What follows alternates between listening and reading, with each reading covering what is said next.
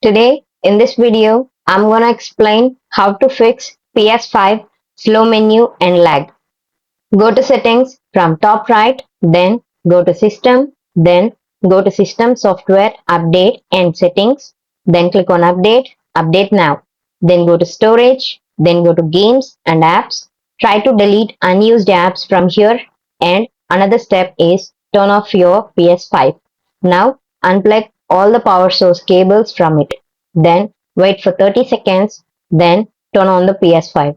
And once turn off the PS5, then press and hold the PS5 power button. Then leave the button when desktop is into safe mode. Then go to clear cache and rebuild database. Then click on clear system software cache. Then go to rebuild database and OK. Then go to settings. Then go to save data and game app settings.